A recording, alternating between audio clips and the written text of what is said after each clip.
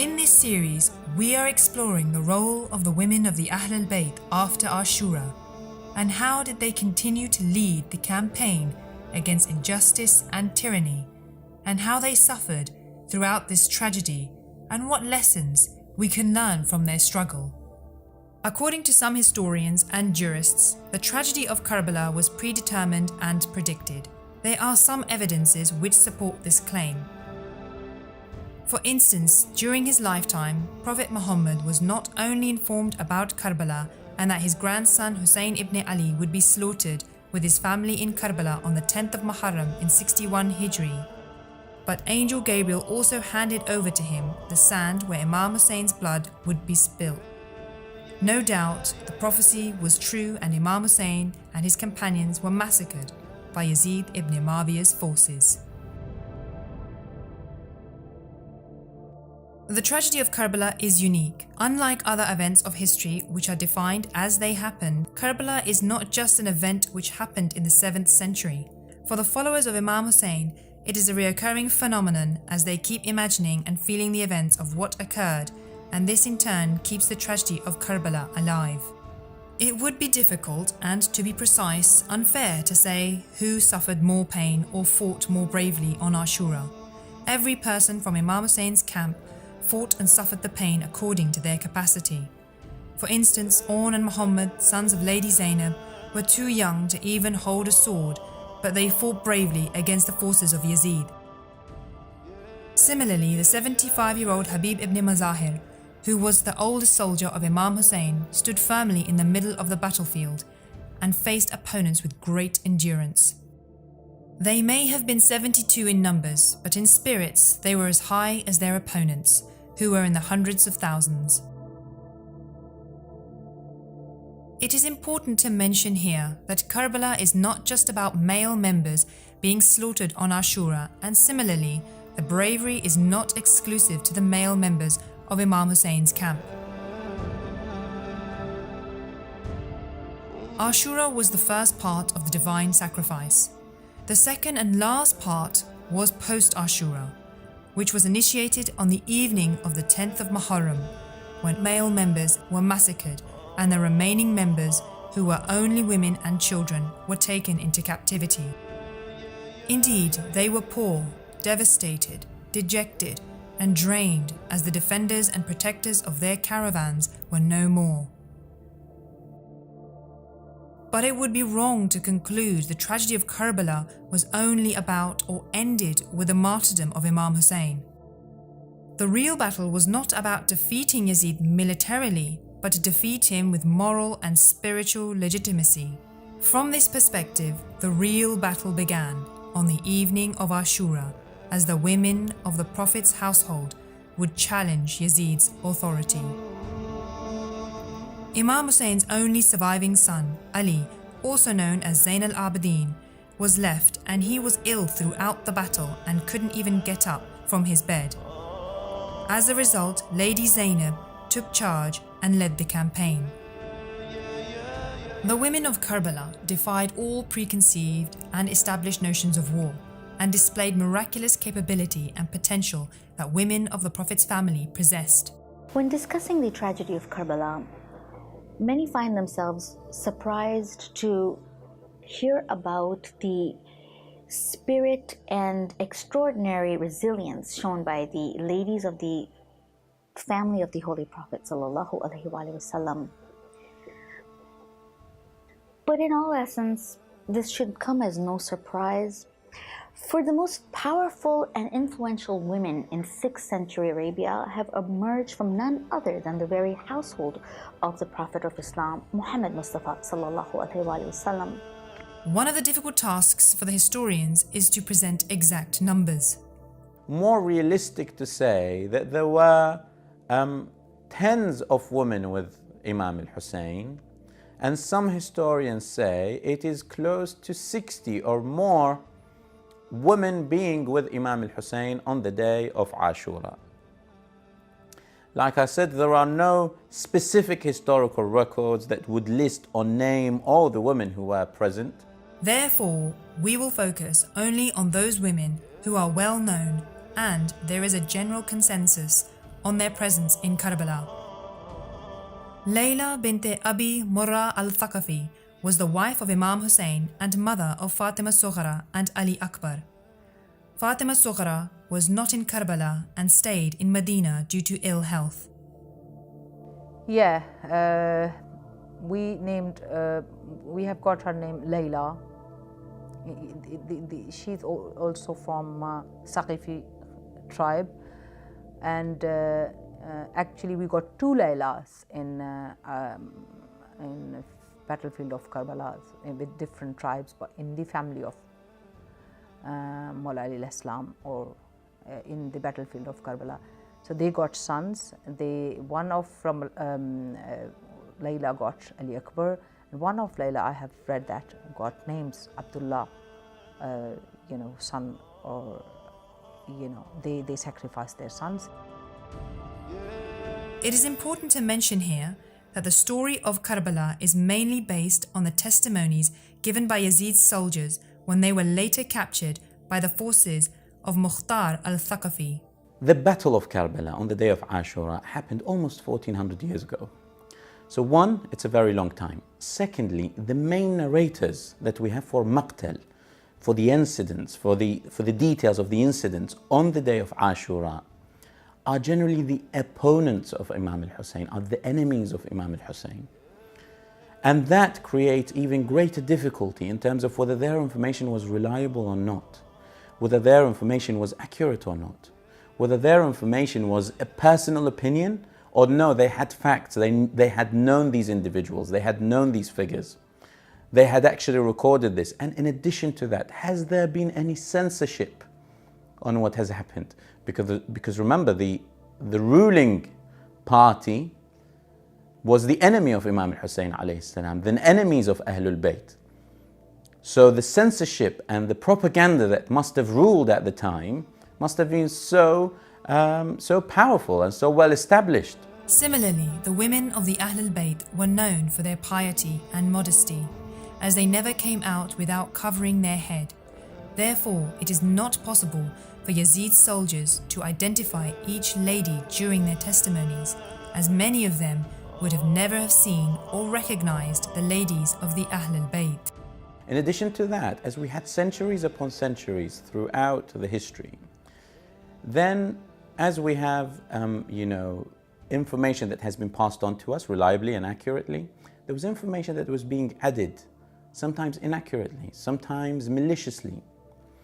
Some of this information talks about the women on the camp of Imam al-Hussein, whether a wife or a sister or a daughter, going out and giving the impression as if they went out of their place, for example, na'udhu billah, without hijab, or without proper hijab, or that they were wailing in front of the enemies, or that they were in a position that was inappropriate for them, in a disrespectful position in front of their enemies.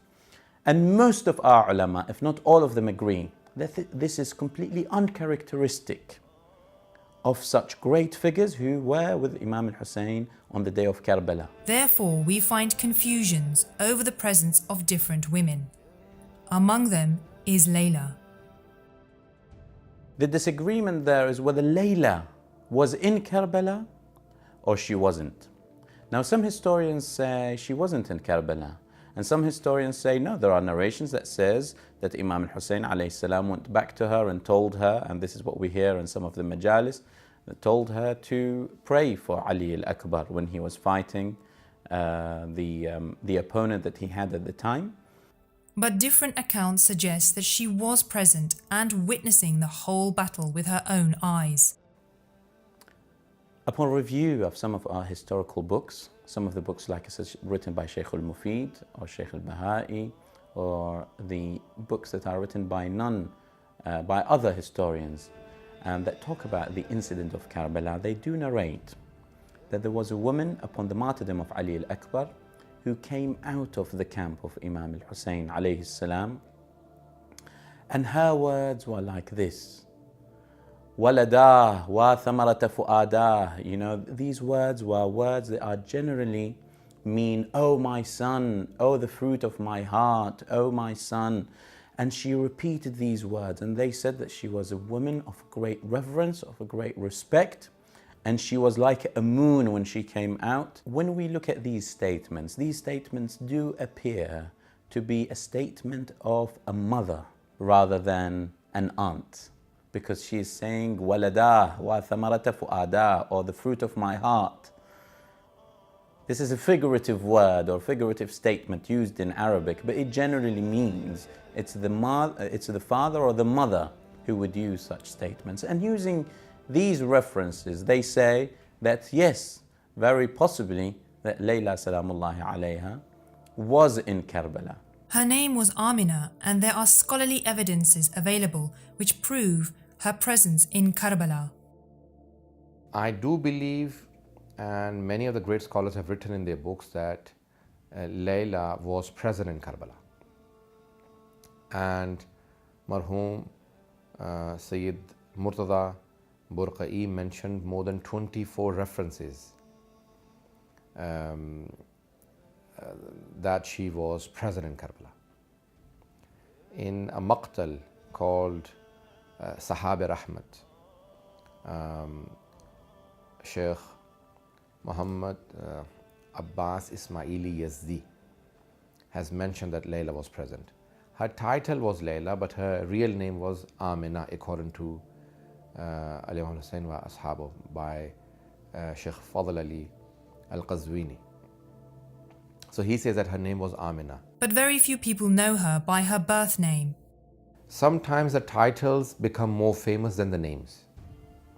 So her title has become more famous than her name itself. So everyone calls her Layla, and no one actually knows her by her name Amina. So I do believe that she was present. Ali Akbar, son of Lady Layla, was a strong gentleman, and more importantly, he used to resemble the Holy Prophet Muhammad. That is why on many occasions when Ali Akbar had tried to seek permission to become the first martyr on the day of Ashura, Imam Hussein refused by saying that, "I can't let you die. Your face reminds me of my grandfather. And what kind of a father who has a son like you would allow him to go out alone and die in this scorching heat?"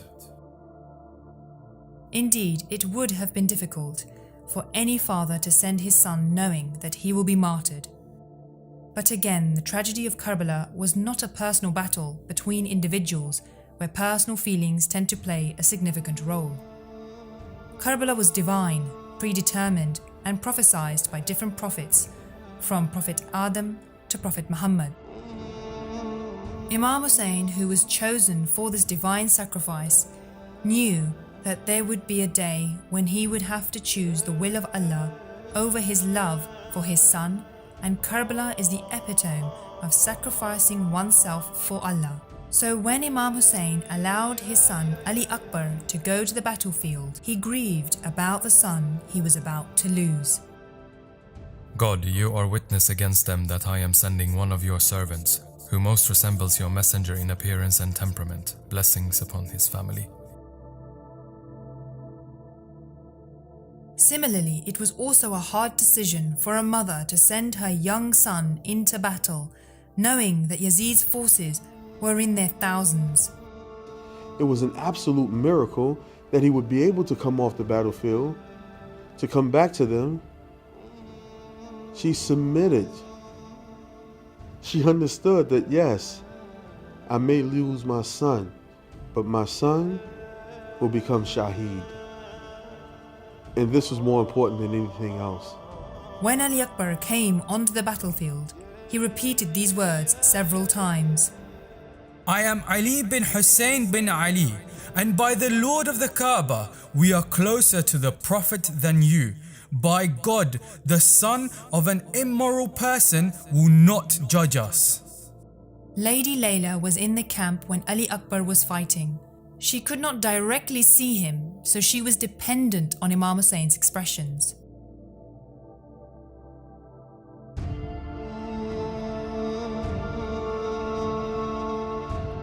We find her watching the battle,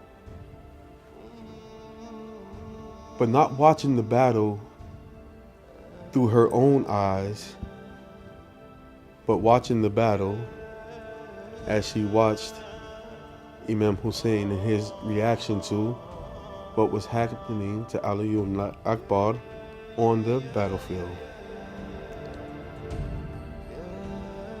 When Ali ibn Akbar was doing well, the father is standing proud. But if he takes a blow, he shows it on his face and in his body language. We have little information about Lady Layla and what happened to her after Ashura, and how her life was in Yazid's prison.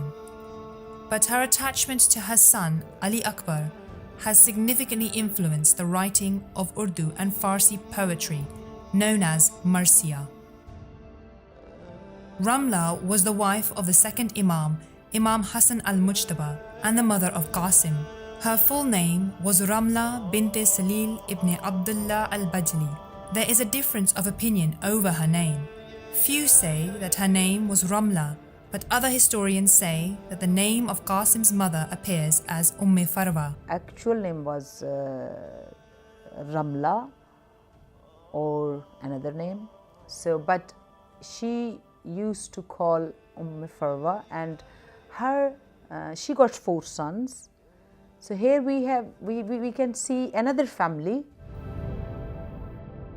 एक ज़ात और उसके कई नाम इम्कान पाया जाता है। हमारे उर्दू बोलने वाले समाज और माशरे में जनाब कासिम की मादर गिरामी का नाम फरवा के नाम ही से मशहूर है, सब लोग इसी को जानते हैं। मगर ऐसा नहीं है कि उनका नाम यही एक तारीख़ में लिखा हुआ हो। जनाब फरवा के यानी जनाब हज़रत कासिम के मादर गिरामी के 2 नाम और भी मैंने तारीख़ में देखे हैं। एक नाम रमला और दूसरा नाम Najma.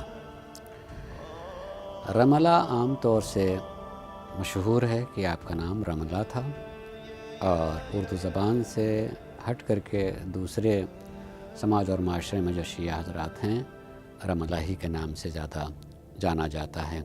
Difference over her name is more cultural, for example between Arab and non-Arab historians. But there is a consensus around her presence during the tragedy of Karbala. After the death of Imam Hassan, Lady Ramla did not go back to her house, as widows usually do, but she remained in Medina and took care of Qasim. When Imam Hussein was leaving for Karbala, she then joined the caravan with her young Qasim. Any lady would hesitate or show reluctance to send their son to a battlefield, but Lady Ramla was a lady of strong character. ये किरदार दिखाई दे रहा है कि वहाँ आपकी बेवगी जो है गालिब नहीं आ रही है, या बच्चे की मोहब्बत गालिब नहीं आ रही है, कि उस मौके पर जो है आदमी इस तरह से बेचैन हो जाए कि कैसी गरज और कैसी गायत, बाप है ही नहीं है और हम बच्चे को कैसे, नहीं। कहीं झूठी से झूठी भी तारीख़ जो है ये नहीं बताती है कि आपने इस तरह के कोई एहसासात का इजहार किया हो अपने अमल से या अपने कलाम के ज़रिए। Karbala was the place where every mother wanted her son to be sacrificed first. When Lady Ramla came to know that her son was being stopped by Imam Hussein, she protested and requested that her son Qasim be permitted to be sacrificed before Ali Akbar. She realized that her husband Imam Hassan gave a will to her for the day of Ashura. Most important of moments, she remembered that Imam Hassan والسلام, told her that there would be a day when my brother will be involved in a battle. And on that day, I want for you to give my will to my son. This letter, this letter of instruction, not just to the son, but the letter that would go to the uncle, the brother. She could have easily withheld that, but she gave the letter. And when she gave the letter, and the son read the letter, and he takes it to his uncle, it is said that she had the clothing of Imam Hassan, and she allowed Qasim to put it on. And when Zainab and Kulthum and Imam Hussein, when they saw their nephew, they all began to cry because they all looked at him and said, he looks exactly like his father. The eagerness to send her son to the battlefield was to protect her Imam. Again, this is about the mother. Understanding the position of the Imam and allowing her son to reach the highest pinnacle that any son could reach, and that is the pinnacle of becoming shaheed and dying in the way of Allah subhanahu wa ta'ala and defending not just his uncle, but more importantly, his Imam. When Qasim came onto the battlefield, Umar ibn Sa'd saw him and said, "By God, I'm going to attack him." When Umar ibn Sa'd struck Qasim, he fell as a result, and Qasim called out to his uncle Imam Hussein for help. Imam Hussein rushed to pick up the deceased Qasim, and when he was carrying him back to the camp, Imam Hussein said, "May the people who killed you be deprived of God's mercy, because the one who will take them to task on the day of judgment on your behalf will be your grandfather. By God, it is difficult for your uncle to bear the thought that you called out to him and he was unable to respond to your call, or he tried to save your life but to no avail. By God, the number of people who are prepared to kill us are many and the helpers few."